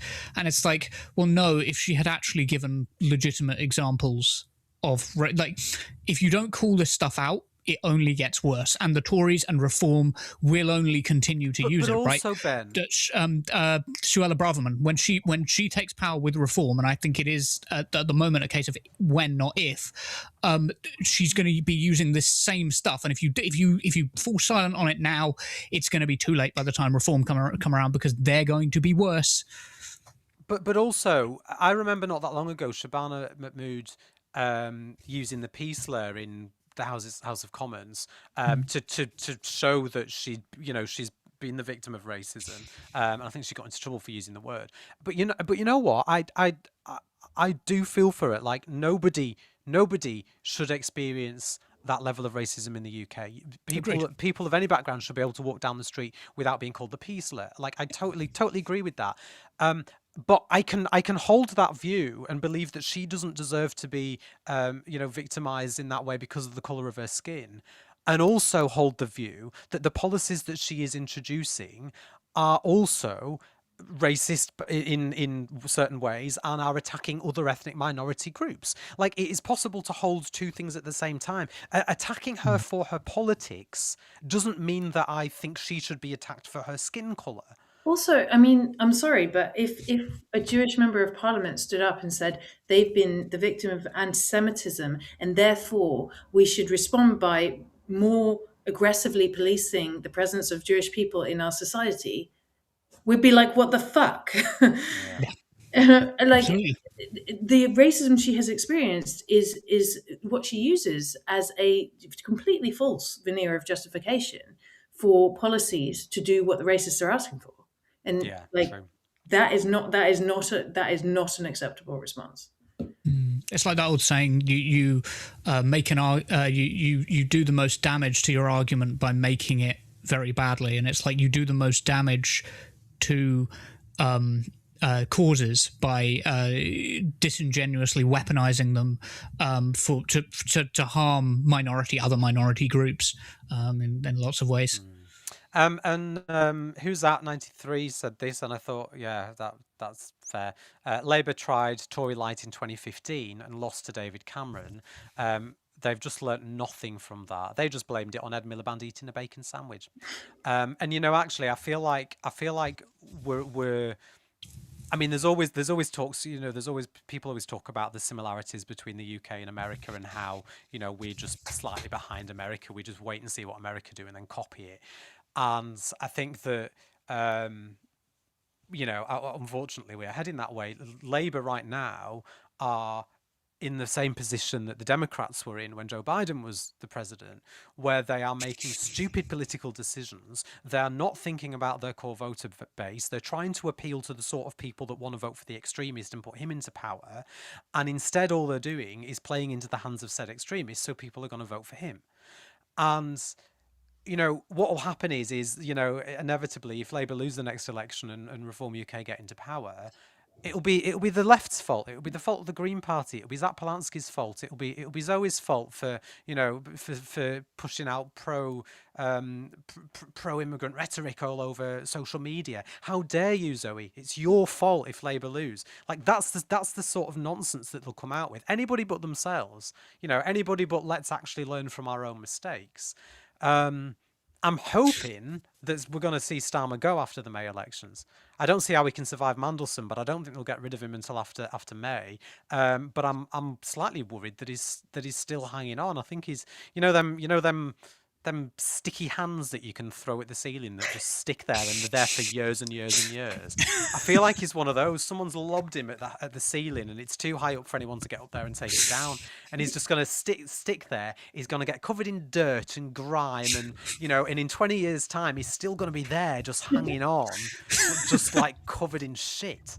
You know what? But I think you're right there. I think he's going to hang on longer than people think because they've not got anyone who wants to take on the inflation that we're going to have from the Iran war, the massive unpopularity. I think he'll last longer than, the May elections will be a bloodbath and they've got no good alternative. So I think he'll cling on for a while still, unfortunately. And it's bad. It's really bad. But my money is on him staying until, the election's like a year out and then suddenly realizing that like, no, we actually do have to replace him now.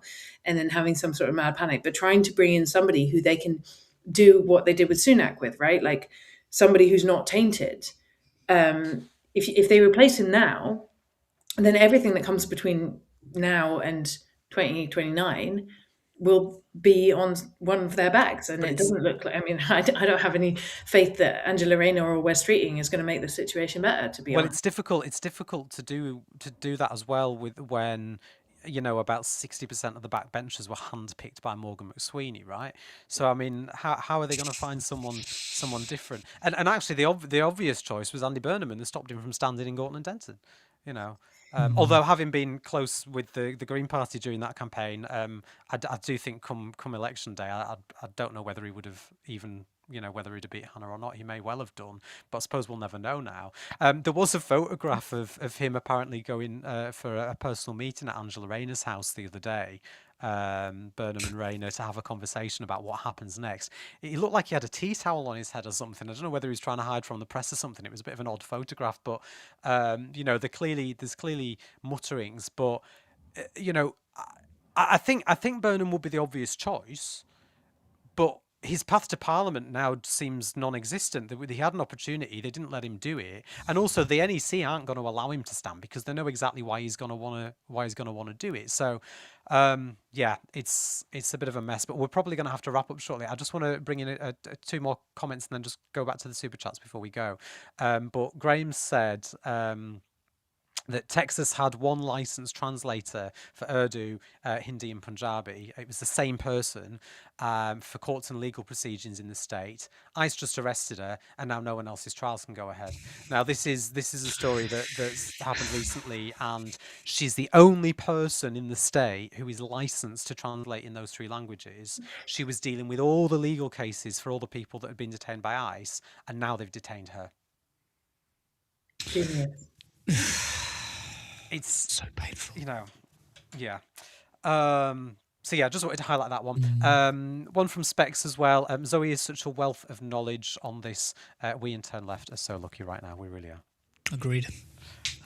But yeah, just before we go, or at least before I jump down, super chats.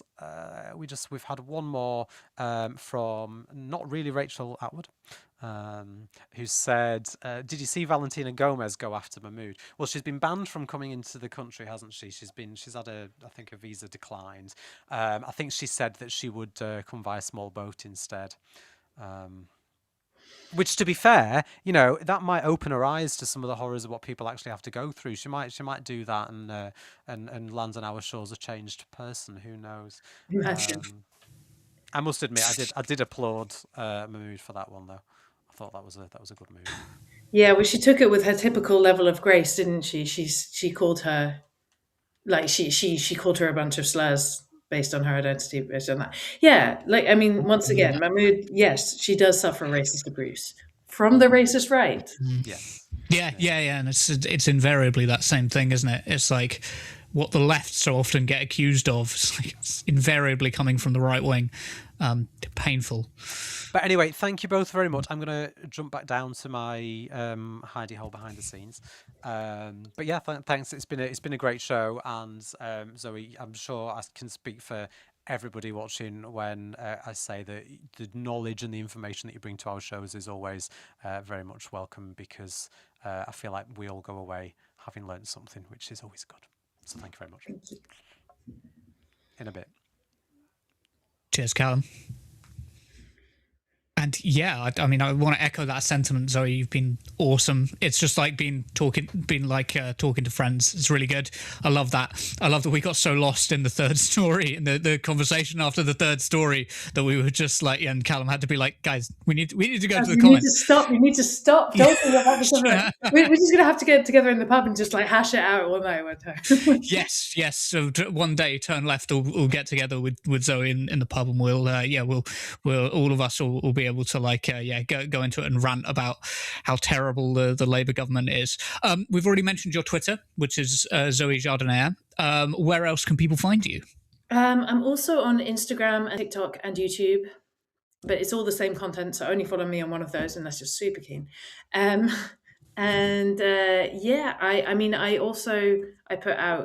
have a website, zoegardner.net, where all my articles that I publish and all my research publications go as well.